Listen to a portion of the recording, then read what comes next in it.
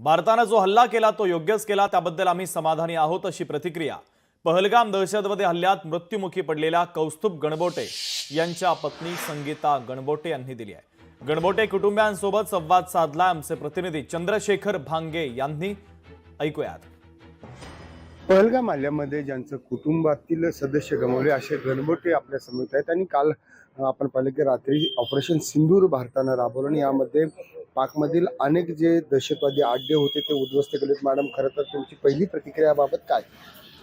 सरकारने एकदम बेस्ट केलेला आहे। आम्ही त्या गोष्टीची वाटच बघत होतो की अजून 16 दिवस होत आलेत, आता काल 15 दिवस झाले तरी सरकारने अजून कसं पाऊल उचललेलं नाहीये।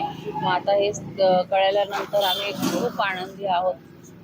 प्रतिशोधाची वाट बघत होतो की कधी भारत उत्तर देणार आहे आणि ते त्यांनी दिलं आणि यामध्ये भारत सरकारला एवढीच विनंती आहे की आता यांनी थांबू नये आणि हे जे काही सरगणे आहेत किंवा जे काही हँडलर्स आहेत त्यांना पूर्णपणे मुळापासून संपून टाकावं। या सरकारने जे काही निर्णय घेतलेले आहेत आणि हे वेल प्लॅन्ड असं मिशन यांनी एक्झिक्यूट केलंय, तर त्याबद्दल आम्ही सरकारला धन्यवाद देतो आणि एवढीच विनंती करतो की आता सरकारने न थांबता सगळ्या या संघटनांना संपून टाकावं। लोकशाहीसाठी चंद्रशेखर भांगे, पुणे।